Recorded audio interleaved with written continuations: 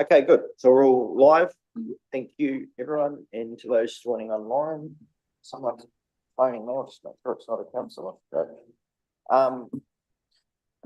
Okay, thank you. I will declare this extraordinary meeting of the Buller District Council open at 1 o'clock, Friday, the 29th of August, and it is specifically for the purposes of considering the adoption of a water services delivery plan. I look to the agenda for apologies. Agenda item 1. Are there any apologies to tender for today? Just Councillor Annalise Farlett and Iwi Representative Ned Talfrey. Everyone else is either here or online, so noting Councillor Webb was there earlier, so I presume she's coming. Noting online we have Councillor Reedy, O'Keefe, Nailon and Sampson, and presumably Linda is going to join us.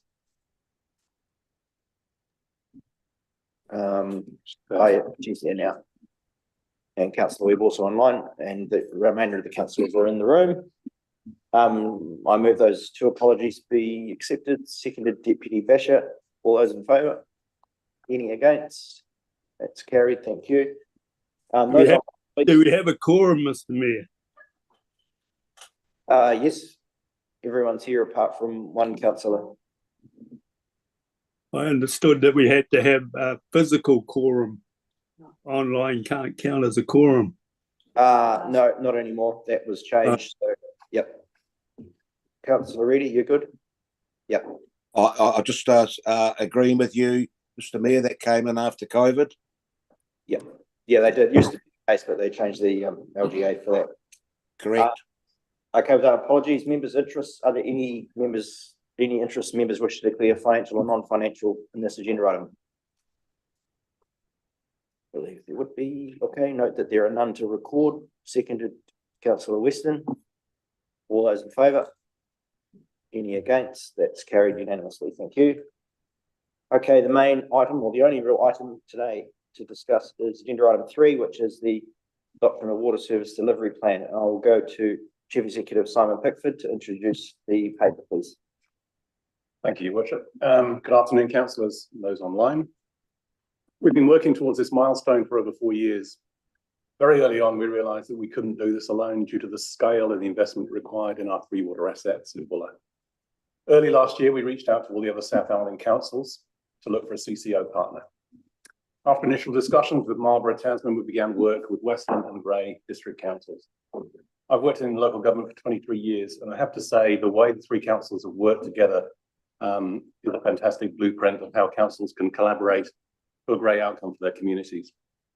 We developed a draft heads of agreement and a water services delivery plan in a very, very short space of time, thanks to the work that we've had from the team, the awesome work, but also our partners, Teresa and Douglas, and support legally from Mike Wakefield. BDC has led this work, and we've been entrusted with the administration of the DIA funding.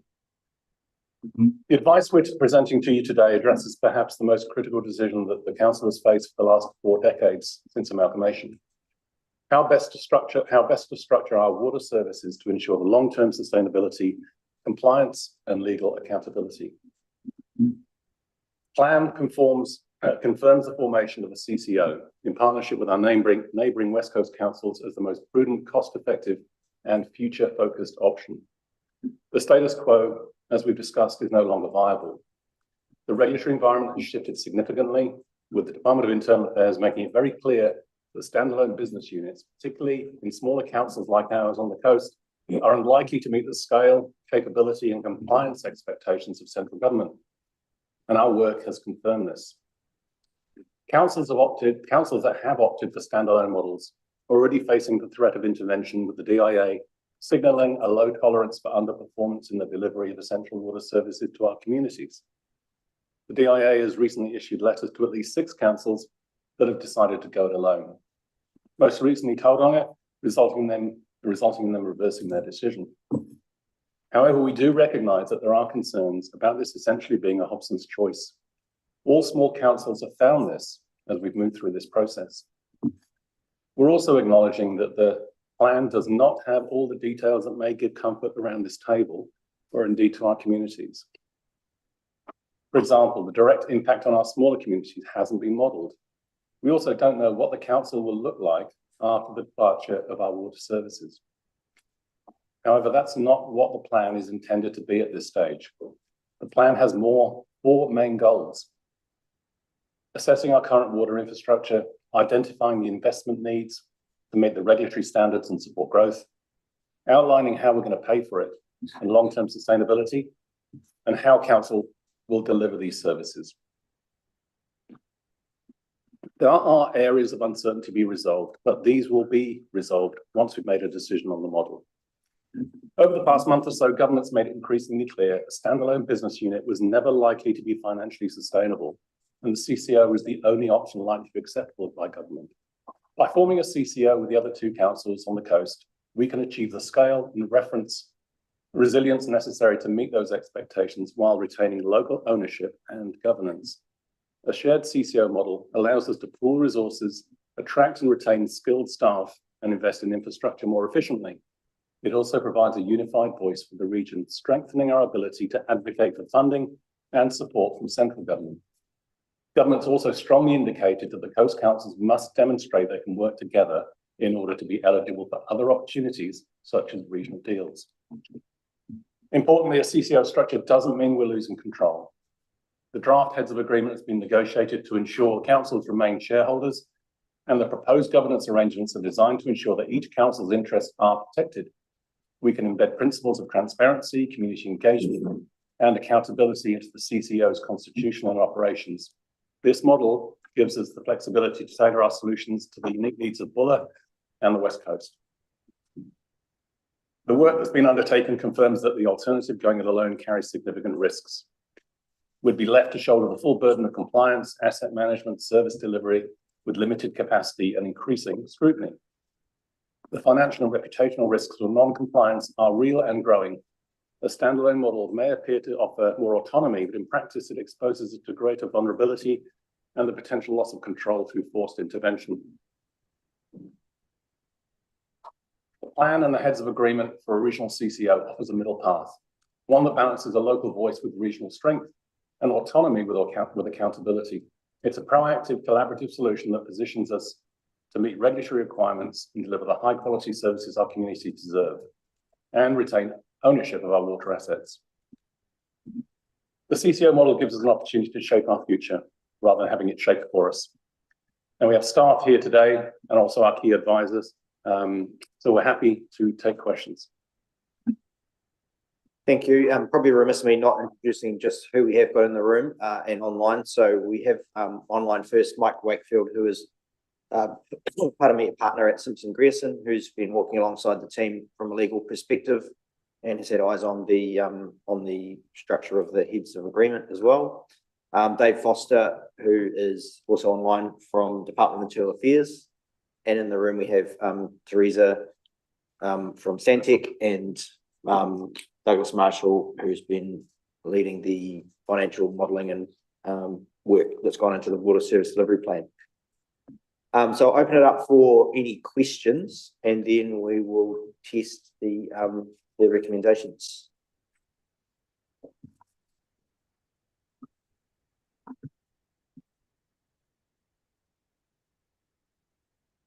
Okay, we'll go straight to the recommendations then. Councillor Reedy. Thank you, Mr. Mayor, and apologies for putting my hand up late. I've got a number of questions. However, I'm going to park them at present, except for one question, and that's to do with the valuations. And you may recall that the 22-23 audit, one of the reasons why it's been held up was to do with valuations. And so we've gone back, apparently, revalued some of the assets, and I'm assuming that will be the including the 3 water assets. So what valuations have been used for the to arrive at the value that we've got for the 3 water assets? in this particular plan, please. Thank you, Mr. Marshall. It's proven for you. Yeah, thank you, through your worship. The starting point at June 24 has been the valuations we have sitting at that stage for the annual report process, and then they have been updated to reflect the movements as we go through. Certainly think they are appropriate. I'm not familiar with the specifics around the audit opinion process, but those valuations are seen as appropriate. At this stage in the plan, they are doing the job that they need to do, which is bring forward and open a balanced position. And in terms of any further position, in terms of whether asset values are being used, we will obviously look to use in your water strategy more current values that have also therefore been tested through an annual report audit process. Thank you. Just further to that, is it correct that as we head into formation of the entity, there's another valuation process done before the final asset transfer and things is agreed? Absolutely. That would be clearly you've got to find the key date and point and find the most current valuation and use it for that. So it will be that will be subject to an update anyway. Teresa, do you have something to add? I was just going to add that it's really important around the shareholdings of net asset value that there's consistency for the valuation. So the final valuation that's used to determine that would need to be consistent across all three councils. Thank you. Any further questions? Councillor Reedy. Thank you, Mr. Mayor. Just the AMP Plus Asset Management Plan Plus. I'm reading through the documentation. I don't recall when we adopted the annual, the long-term plan 30 June. I don't recall any mention about a AMP Plus. So did this come about post long-term plan, or were we actually working with the AMP Plus at the time of adopting the long-term plan? One for Teresa, I think. Yep. Yeah, though I'd be happy for officers to step in if they have additional information to add, because I wasn't involved in the long-term plan process. So whilst you were developing the long-term plan, we were also working through the water service delivery plan process. And it was clear that we would not be able to meet the investment sufficiency under your long-term plan option. The AMP Plus was developed alongside it. The items within it were approved in your long-term plan, but over a longer period of time because they're your infrastructure strategy. This AMP Plus was what we were using to go to public consultation. So it was not approved as part of your long-term plan, but as I said, the items within it were approved for your infrastructure strategy, but they were over 30 years. We pulled them down to 15 to enable us to meet the infrastructure sufficiency requirements. Did you want to? Yeah, through the chair, I'm happy with that answer. Thank you. Does that clarify for you, Councillor Reedy? So what I'm hearing is that the AMP Plus is the same as the AMP that we had, but we've brought it down from 30 to 15 years. Is that why we've got the plus? If I can just have that confirmed, I'll be happy. Thanks. Yes, it is. There's possibly one, not knowing exactly our infrastructure strategy, if it ended up with it, there was one item around small supplies where in the AMP Plus we allowed for new treatment plants because there's ongoing conversations, which is written into the plan, with Whamata Arawai, whether point solutions would be sufficient. And so to make sure we could meet the requirements, we allowed for small new treatment plants for the small non-compliant supplies. Other than that, literally, it's mainly like renewal programs that were just brought forward because the period of time to renew them was too long, which of course has an ongoing impact on reactive renewals. Thank you. Councillor Howard. Two-part question. On page 164, they've got about the household incomes on the West Coast being much lower than the national average. and vary across the three councils significantly. And they've got the West Coast Council and the West Coast CCO are still required to deliver 3 water services to a national standard to meet the resident and tourist needs, while endeavouring to keep the 3 water charges below 2.5% of the West Coast median household incomes. So I've got sort of 2 comments around that and how the discussions behind it and alternative models is that I see there's already it's 3.4% projected for West Buller residents. And also they consider the median income for Buller around 114,000 for a household income. I query them looking at a median when there's quite a discrepancy of income in Buller from people that are reliant on superannuation through to some in the probably the mining sector getting quite good salary. So can we really just look at the medium and take that consideration? Should it be broader? And just what consideration on the chosen model and what maybe mechanisms moving forward into this agreement can we address those affordability issues? Through your worship, the median approach is obviously we're doing a national rollout of water service delivery plan, so there has to be some sort of national approach there. Like you're absolutely right, specifics in different communities will change. So the challenge, and this is why we've put quite a bit in this plan about a few things that I just think would be good to just acknowledge, because they will highlight the real challenge in different communities where the lower incomes will be challenging. So we need to keep reflecting that the charges have to be paid by people who will have challenges to pay those. That's definitely a challenge. Some people will be fine. The medium is a bit of a brutal medium because it is specific to this community, but there's a national standard, so you have to compare to that.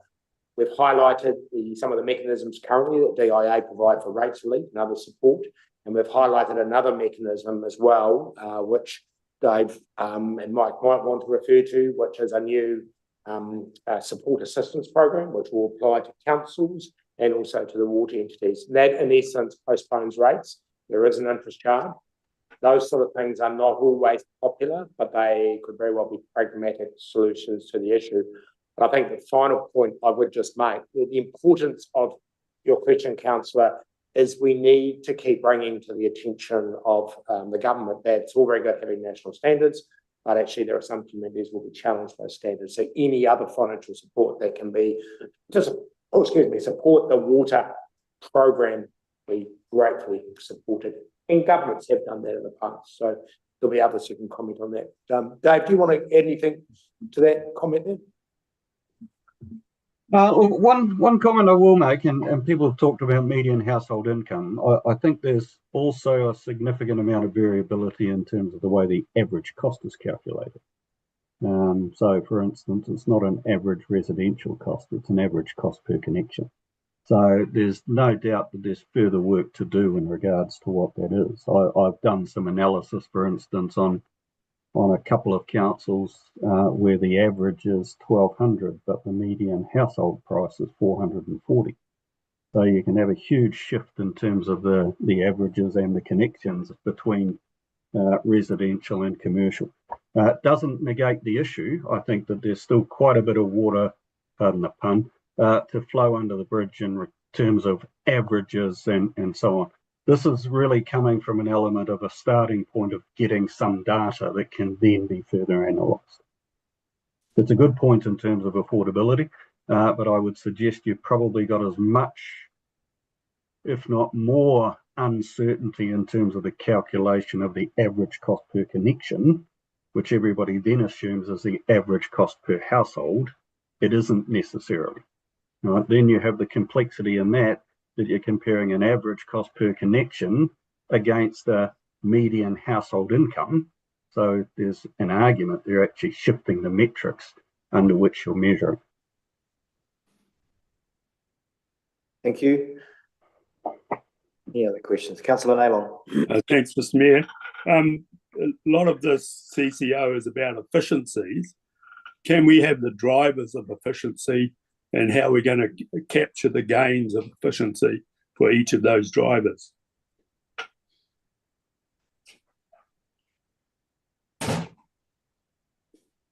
I think, So the question was, we're talking about efficiencies with the CCO. What are the key drivers of that efficiency that should be achieved? so some of the key drivers for efficiency are around economies of scale. So one specific issue around that will be the contracting model, being able to have a more specialist people within the contractors to be able to be available across a wider area means you don't have separate groups of specialists in one area. That same efficiency then goes to staff. If you have a bigger organisation, you will have more staff in there and therefore less reliance on technical consultants, for example.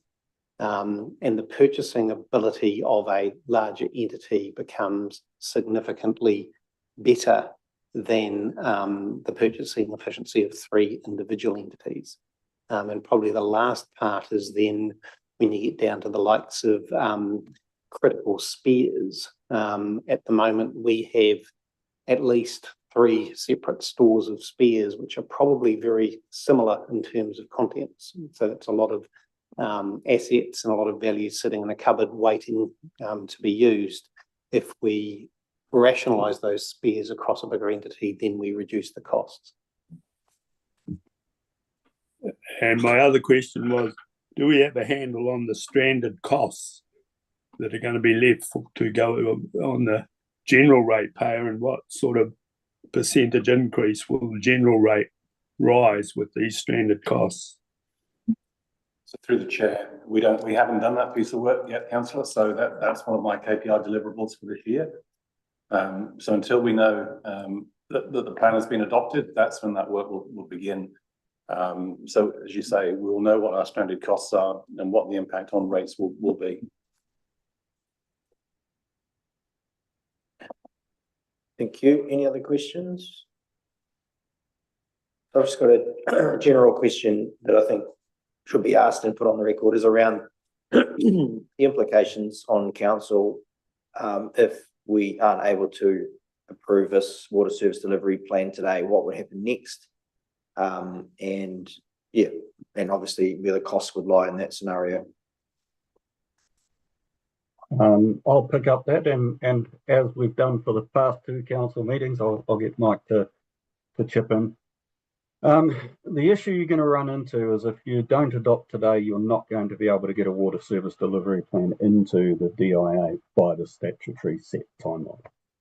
To do that, you'd have to rewrite the plan. You'd have to have a second council meeting. You'd have to effectively get all of that done by Wednesday of next week to adopt a new plan. So the element that then happens is if you don't hit the statutory timelines in terms of getting the plan in, then the DIA and the minister will be looking at some form of intervention. That can potentially have 2 elements. One is to appoint an advisor, and the advisor would come in and work through a process to help the council to get to a stage of adopting. The next point above that is actually potentially to appoint a specialist. Specialist comes in with a little bit more power, has the ability to be a little bit more directive than an advisor does. Mike, I'll pass across to you again. Sure thing. I'll keep this brief. Dave's captured the point quite well. There are 2 key forms of intervention if the statutory timeframes aren't met. And so the facilitator is, as Dave said, more of an advisor who would be appointed to assist your council and a group of councils potentially to prepare a water services delivery plan. Now, I think this is speculative, of course, because we're not in this position yet, but based on the good work that has happened, as your chief executive acknowledged, there is a draft joint water service delivery plan already in play that is in a position where it can be adopted as one that complies with this legislation. So if the decision is made today by your council to not adopt, then you would expect that the Crown Facilitator would most likely use that as the starting point and work with you to ensure that that version gets adopted. The alternative would be the specialist, and it's up to the minister to determine whether or not that specialist needs to be appointed. And the minister is also tasked with setting out the terms of reference for that specialist. The specialist comes with additional powers, where they will effectively take the substantive role away from the council and they can prepare a plan on behalf and then direct the council to adopt. So it removes that discretion from you. And so that's the distinction that needs to be drawn between those two forms of intervention. Thank you. And costs, Costs will fall to the council. That's right. all covered by council. Yep, thank you. Any other questions? Okay. So there's recommendations there. What are they? 1 through 9. I think there's really little point in taking them individually or moving and settling them individually because they all speak to the same outcome and to give effect to that. So does anyone want to, or I'm happy to move 1 through 9.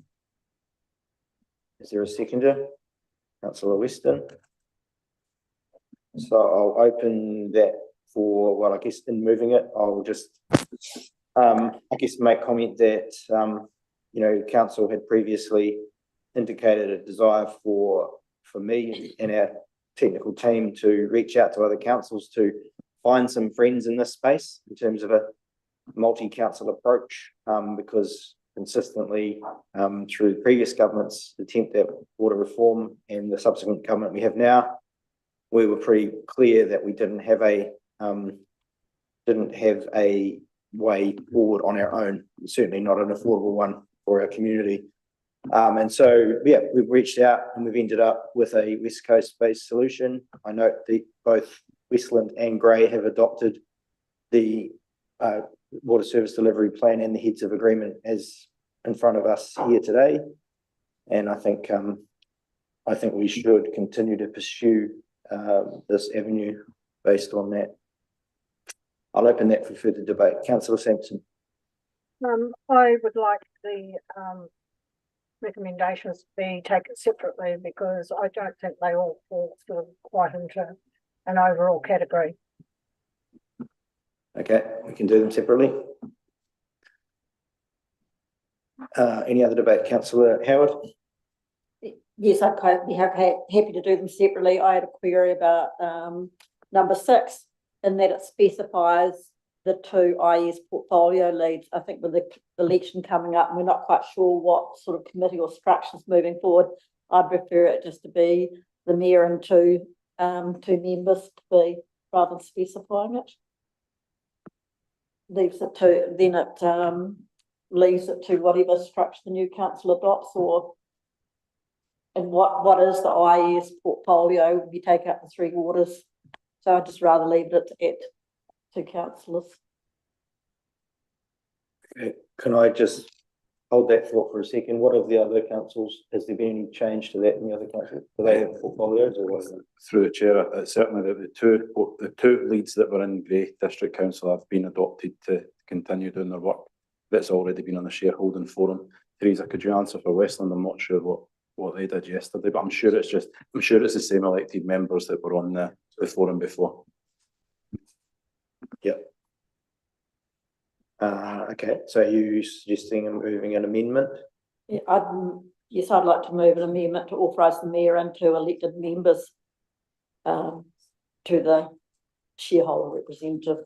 Is there a seconder for that amendment? Councillor Sampson. Okay, open that for debate. Councillor Grafton. Well, not just debate, but it's not just there'll be 9 as well. Yeah. Well, yeah. Okay. So you're suggesting it be just 2 councillors rather than specify IES. Yep. Any other debate on the amendment to number 6? Councillor Reedy. Sorry, Mr. Mayor, it wasn't in relation to 6 and 9. It was something else, so I'll just wait for that to come up. I just want to deal with this amendment before we move on. Yes, agreed. Yeah. Okay, if there's no further debate, all those in favour of altering that to being to 6 to read, authorise the mayor and 2 nominated councillors. Yep, 6 and 9 would reflect the removal of IS portfolio, and it'd be 2 councillors as the agreed members of the shareholder representative forum. Is that correct? I wonder if I might just jump in here through the chair. The shareholders representative for I thought it would be useful, sorry, before we make this decision, to just set out the sequence within which the governance structures would be set up. So at the moment, we do have this group of elected members from across the 3 councils, which have played a role in informing the development of the heads of agreement and the initial structures that would flow through into the foundational documents for the new entity.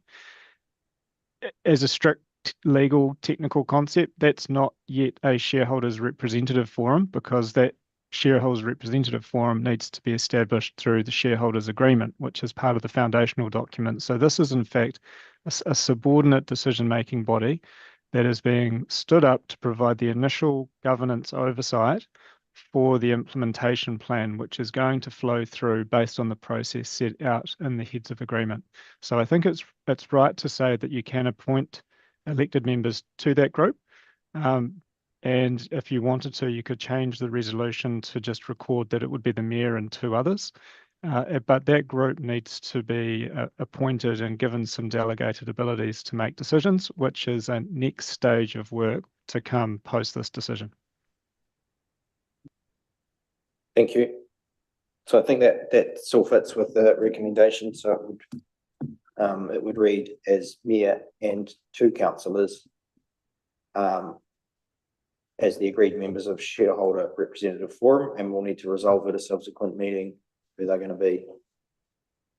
Is that what we understand? Okay, everyone comfortable with that? Any further debate? All those in favour of that? Any against? That's carried. So that now becomes the substantive for 6, and I think it flows through to 9. Everyone's comfortable with that? Everything else okay? Right, we'll carry on with debate on the rest of it. Councillor Reedy. Thank you, Mr. Mayor. Once again, my concern is that we, item 2, adopts the water services delivery plan attached.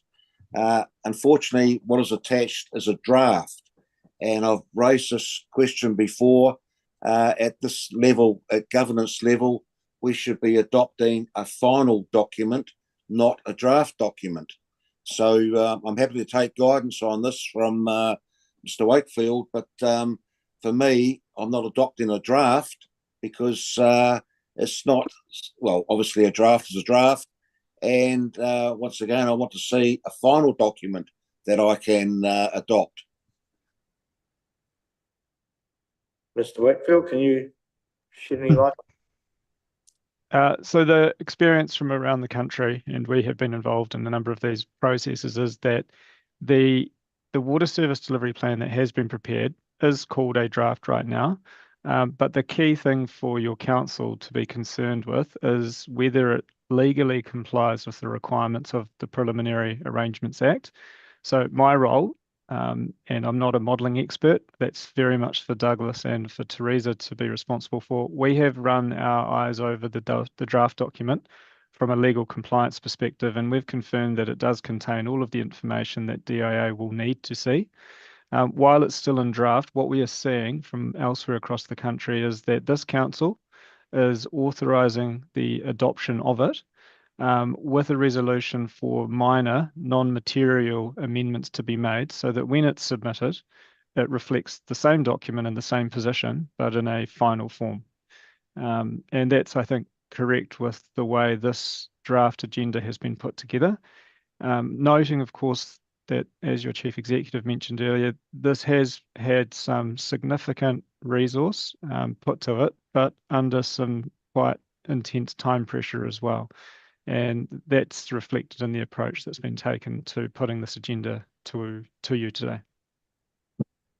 Thank you. Councillor Reedy, I'll let you add one more. Yes, thank you. And it's in relation to what Mike's saying. So surely we should be saying adopts the draft water services delivery plan, because that's what's in front of us. Not we're saying it's basically the actual, but it's not. It's a draft. So why can we not have adopts the draft? And of course, as Mike said, that then morphs into the final. I mean, to assist on that point and through the chair, I think we're really saying the same thing here. The recommendation is to adopt the draft that has been attached to Appendix 1, but with authorisation for the Chief Executive to make any non-substantive amendments. The Chief Executive's role is to then provide certification that this water service delivery plan is true and accurate and reflects the requirements in the Preliminary Arrangements Act.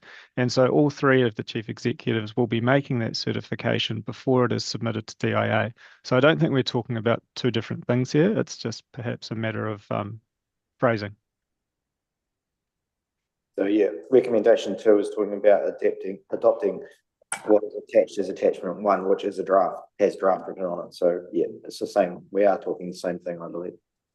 Any other debate? Noting we are kind of in debate rather than question time. So Councillor Naylor. Thanks, Mr. Mayor. Just in terms of the table in there, which is reflecting affordability, and it's got a median income and a percentage of the median income, that the cost of the three waters is going to be. If I'm a pensioner, that's a bit of a obscene table for me. In fact, it's insulting to me because there's a high percentage of Buller people that don't have a median income shown in the table.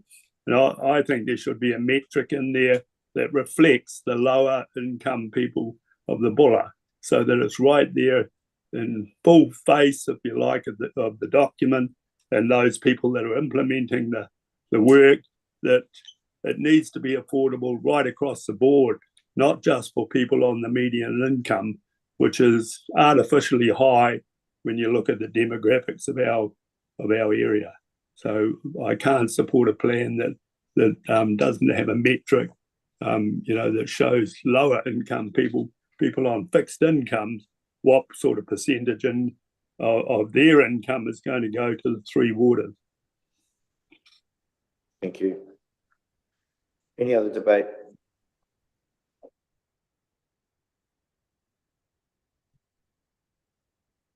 Okay, the motions 1 through 9 have been moved and seconded. No?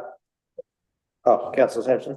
I just wanted to confirm what Graham was saying, for the mere fact that I've had people contact me already when they've seen that scale, living by themselves on a pension, and agreed it was just sort of outrageous. Thank you. Okay, so the recommendations have been made 1 through 9, and I will read the revised substantive when we get to number 6 and 9. So we had a request to take them individually, so we'll do that. I've been the mover of all 9, and Councillor Weston mover of the others. I'm not sure how you record the substantive change. Does that need something recorded differently? Okay, cool. So the first recommendation is council received the report. Any further debate on that? Councillor O'Keefe? No. All those in favour? Any against? That one's unanimous. Second one is that council adopts the water services delivery plan attached as attachment 1 to this report. All those in favour? 1, 2, 3. 6. Who's the 6th? Yeah. Aye, thank you. Those against? 1, 2, Name recorded, please. the motion is carried 6-4. The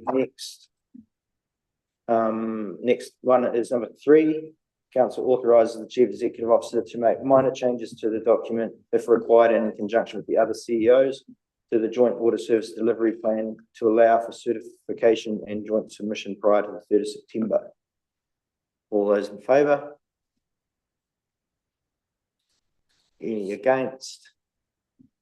That one's carried unanimously. Thank you. 4, that council authorises the chief executive officer to certify the water service delivery plan and submit this to the secretary for local government. All those in favour? Any against? That one's unanimous. Thank you. 5, that council notes that the water service delivery plan will then be reviewed by the DIA with an outcome expected from early 2026. All those in favour? Those against? That's unanimous. Now 6 now reads, authorises the mayor and 2 councillors as the agreed members of the shareholder representative forum. All those in favour? Any against? It's carried unanimously. Thank you.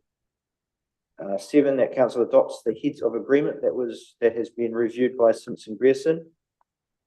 Any further debate required on that one? Because there wasn't a lot of talk about that one. Just all those in favour?